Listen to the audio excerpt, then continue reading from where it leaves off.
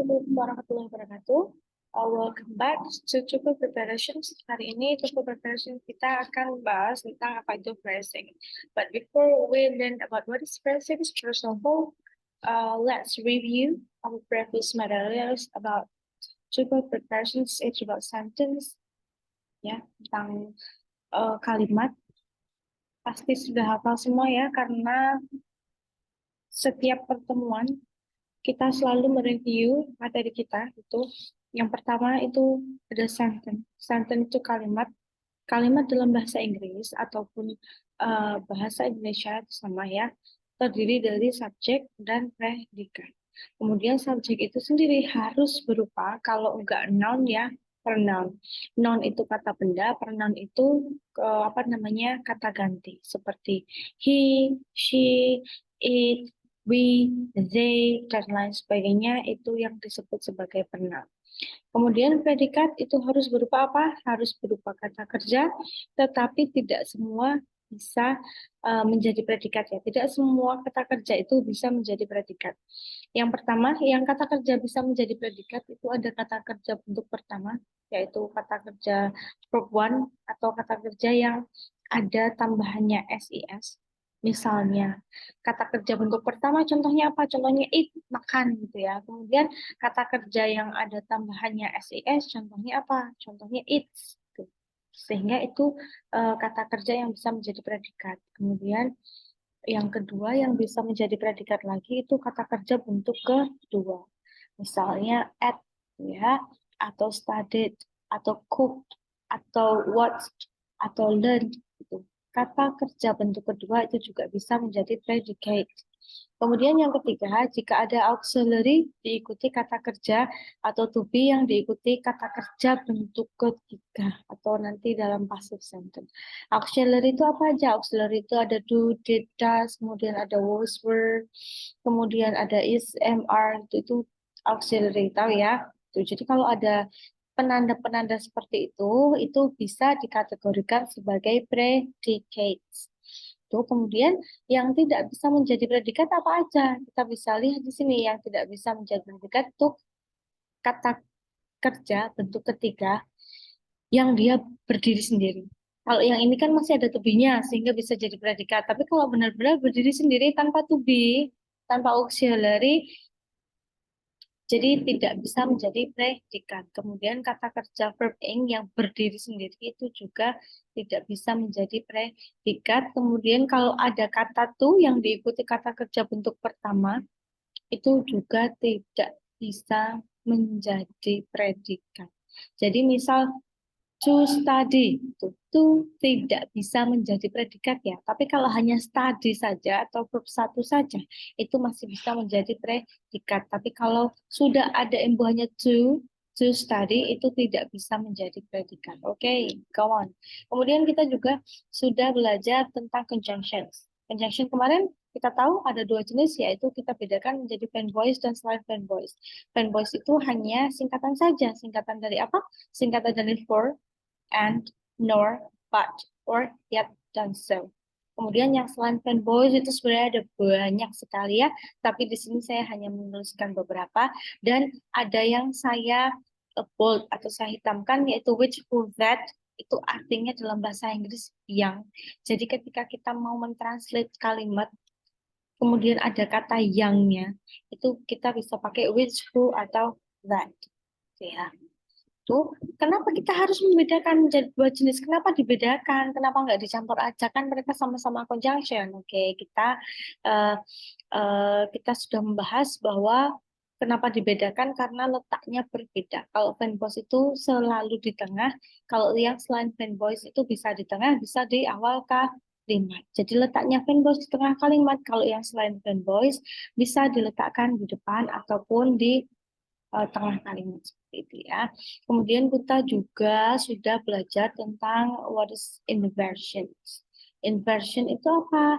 Inversion itu pembalikan posisi kalimat. Ya. Pembalikan posisi kalimat. Kalau di kalimat pada umumnya itu pasti subjek dulu, baru predikat susunannya ya. Tetapi untuk inversi kita balik predikat dulu, baru subjek. Kapan kita itu harus membalik antara predikat dan subjek? Ketika ada yang namanya penanda inversi. Kemarin penanda inversi ada ketika ada kata there dan here dan tidak dipisah dengan tanda koma, maka subjek dan predikat harus dibalik. Begitu pula dengan ketika ada adverb of place atau keterangan tempat. Ya, kemudian kalau ada apa lagi penanda inversi? Kalau ada negatif adverbs atau keterangan yang maknanya negatif. Perlu diingat bahwa keterangan yang maknanya negatif dalam bahasa Inggris itu tidak hanya yang ada not-notnya atau tidak-tidaknya. Tetapi misal contoh ya, jarang atau rarely atau seldom atau tidak pernah, never, itu juga masuk dalam keterangan yang maknanya negatif. Kemudian ada komparatif atau perbandingan, ada verb ing atau verbs, ya itu juga sebagai penanda inversi. Tuh. Kemudian ketika ada conditional sentence atau kalimat pengandaian. Tuh. Kemudian kita juga sudah belajar tentang double comparative. Double comparative kemarin itu yaitu um, the more the, ya semakin semakin apa semakin apa. Misal nomor satu, semakin cepat semakin baik. Jadi the sooner the better. Jadi ketika nanti ada soal dalam judul, kemudian kita menemukan ada the more, pasti nanti selanjutnya kita harus menambahi dengan the more juga. The sooner, ada tambahan more-nya ya, er di sini. Kemudian harus ada the er juga di sini. Ya, semakin tua kita, semakin bijaksana juga seharusnya. Jadi the older we get, the wiser we should be. Semakin senyap suatu area, semakin nyaman untuk ditempati. Nih, ada banyak sekali contoh, nanti bisa dibaca sendiri ya. Kemudian kita masuk ke phrasing. Oke, phrasing. Sebelumnya kita bahas ini dulu. Dalam sentence atau kalimat tadi harus ada apa? Subjek dan predikat. Kemudian subjek itu berupa noun atau pronoun, non pronoun. Kemudian predikat harus berupa kata kerja. Sehingga dalam kotak ini kita sudah bisa mendapatkan noun, pronoun, dan verb. Ya. Ketika dalam suatu sentencing itu subjek dan predikatnya sudah lengkap, sudah ada, kan berarti tidak ada masalah ya untuk subjek dan predikat. Maka kita cek yang lain, yaitu kita cek tentang conjunction-nya.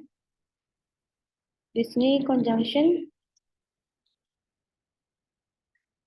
subjek predikat, conjunction, subjek predikat, sehingga jika ada conjunction di sini, maka subjeknya harus ada dua, predikatnya juga harus ada dua. Gitu ya. Ketika ada conjunction, tapi subjek dan predikatnya sudah lengkap, sudah ada dua-dua, oh berarti masalahnya bukan di conjunction. Kita cek lagi apakah ada penanda inversi, apakah ada penanda double comparative. Kalau tidak ada penanda inversi, tidak ada double comparative, berarti kemungkinan masalahnya itu bukan di sentencing atau bukan di kalimat, tapi mungkin permasalahannya ada di frase atau phrasing gitu ya, bagian yang lebih kecil dari suatu kalimat. Kemudian kita harus tahu dulu frase itu apa. Frase itu gabungan kata yang menempati suatu posisi kalimat. Misal di sini ada contoh, I saw a man on that bench last night. Kita pecah ya. Oke, subject I, predicate saw, objeknya a man, adverbnya ada on that bench dan last night. Frase gabungan kata ya, berarti katanya harus lebih dari satu, gitu ya. Subjeknya I. Ini bukan frasa karena hanya satu kata. Kemudian predikatnya so, itu juga bukan frasa karena hanya satu kata. Kemudian objeknya a man, ini frasa atau bukan? Ya, frasa karena dia gabungan kata. Kata apa? Yaitu ada a dan man. Ya, kemudian adverb. Di sini juga merupakan frasa on that bench dan last night. Ya, sampai sini paham ya. Jadi frasa itu gabungan kata yang menempati suatu posisi kalimat. Posisi kalimat itu yang di kotak-kotakin namanya posisi kalimat ya.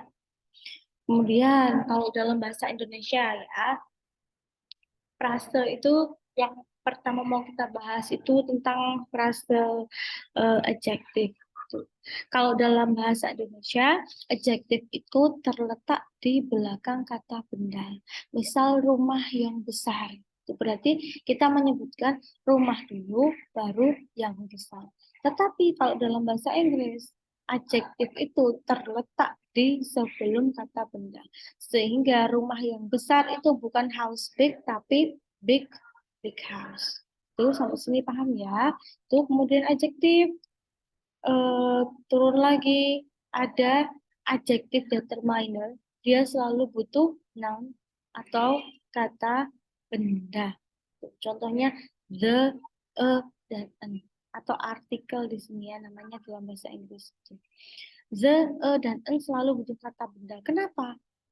Contoh ya, misal saya mau bilang I need the, tuh, titik, itu masih rancu ya.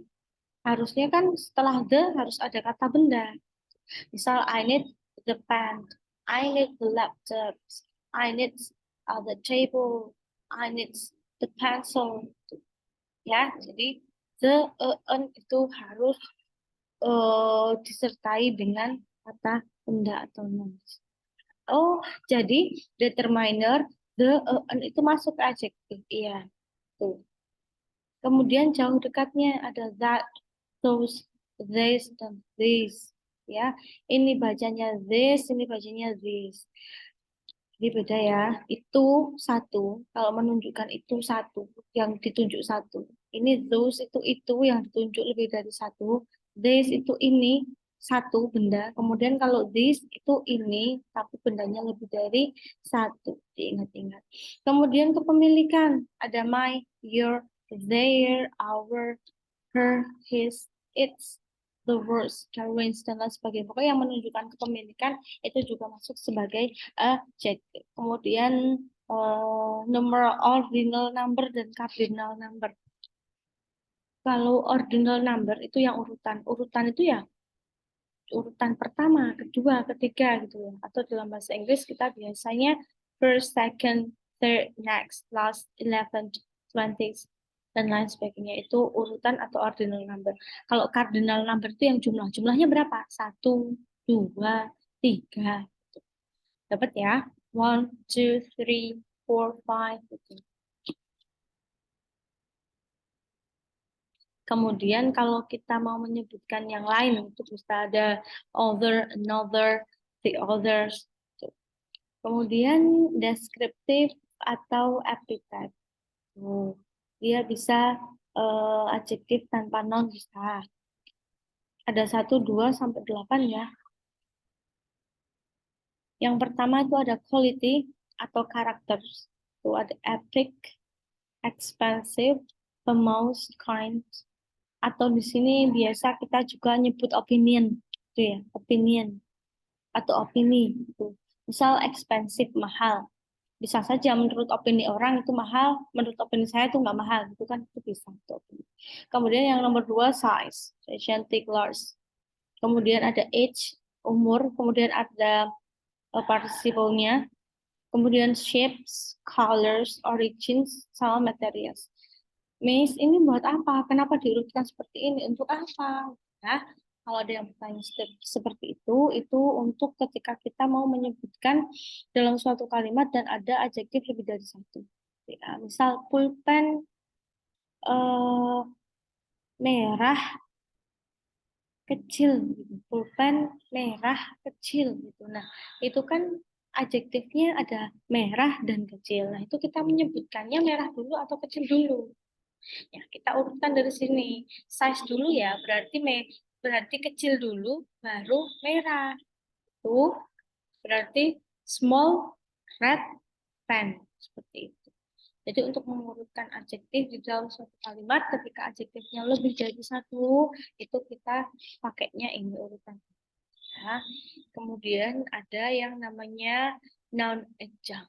Noun adjunct itu noun yang menjelaskan noun atau kata benda yang menjelaskan kata benda. Di sini ada bookshelf, intinya buku atau rak. Rak buku itu apa namanya? Rak buku itu wujudnya rak atau buku. Raknya ya yang dimaksud rak ya. Kemudian pencil case itu case-nya atau pensilnya kan case-nya. Kemudian baby powder bedak bayi. Wujudnya itu bayi atau bedak, kan bedak. Gitu. Jadi misal di sini book self. Book itu kata benda, self juga kata benda. Kata intinya ra atau self. Ra atau self itu ra apa dijelaskan oleh kata buku.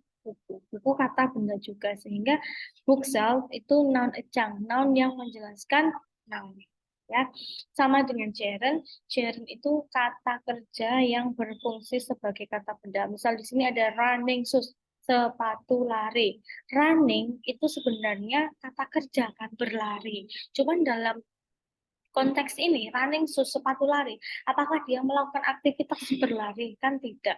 Sehingga running shoes di sini itu runningnya itu merupakan gerund atau kata kerja yang dibendakan bukan kata kerja karena dia tidak melakukan aktivitas.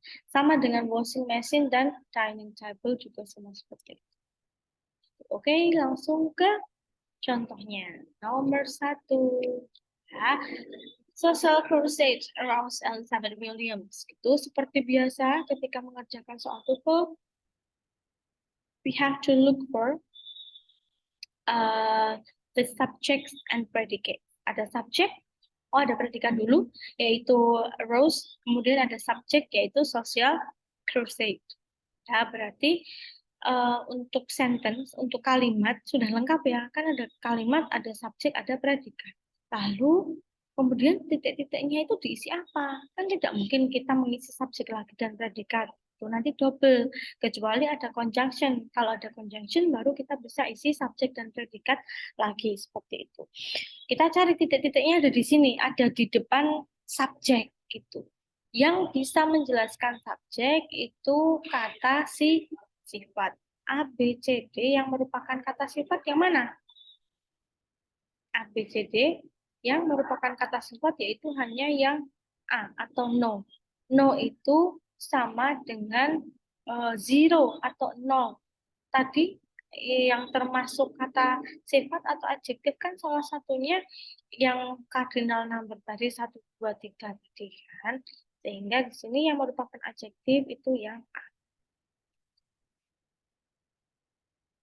Kemudian nomor 2, bla bla bla greyhound, can save speed up children small. Kita cari apa? Ya, benar, cari subjek predikat dulu. Di sini ada predikat, biasanya di depannya subjek ya. Oke, berarti di depannya itu seharusnya subjek, tetapi karena di sini ada tanda koma, maka tidak bisa subjek dan predikat dipisah dengan 1 koma. Kalau mau memisahkan subjek dan predikat, maka harus dengan 2 koma di sini. Itu sehingga carilah jawaban yang dia mempunyai tanda koma. Jadi jawabannya yang apa? Yang D.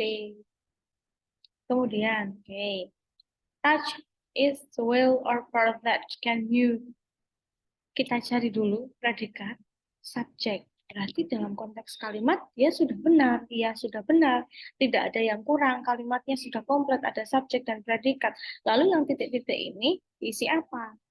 Kita analisis dulu. Ini titik-titiknya berada di depan subjek atau predikat. Oh, di depan subjek. Yang bisa menjelaskan subjek itu kata sifat.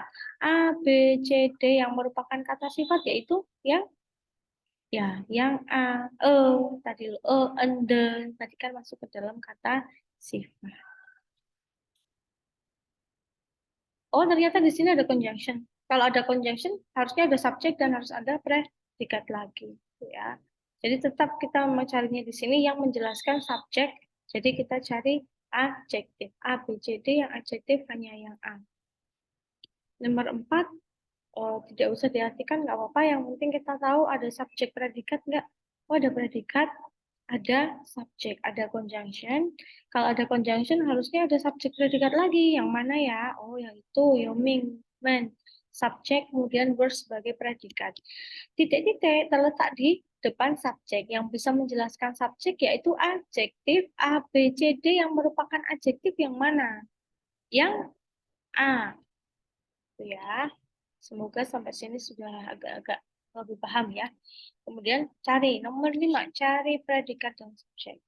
Ada predikat, ada subjek, ada conjunction, berarti harus ada predikat dan subjek. Titik-titiknya berada di depan subjek, berarti isinya di sini harus adjektif. A, B, C, D yang adjektif yang mana? yang A. Ini termasuk adjektif yang apa ya? Adjektif yang it's kepemilikan kayak my, you, your tadi. Yang ini ya,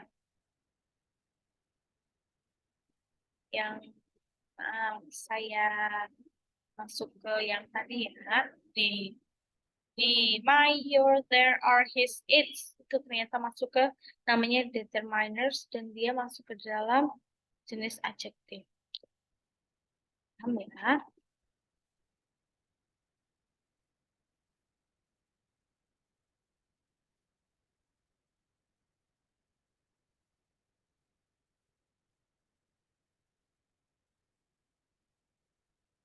Jawabannya tadi apa? Jawabannya A, it's.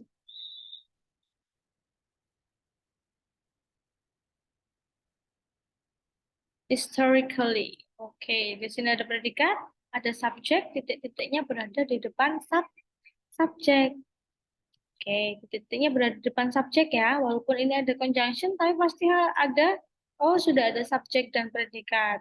Jadi tetap titik-titiknya ada di depan subjek yang bisa menjelaskan subjek itu kata sifat A, B, C, D. Yang kata sifat yang mana? Yang D. Ya.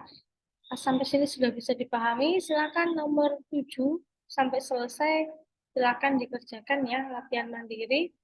Kalau ada yang kurang bisa dimengerti, bisa komen di kolom komentar. See you on the next materials. Wassalamualaikum warahmatullahi wabarakatuh.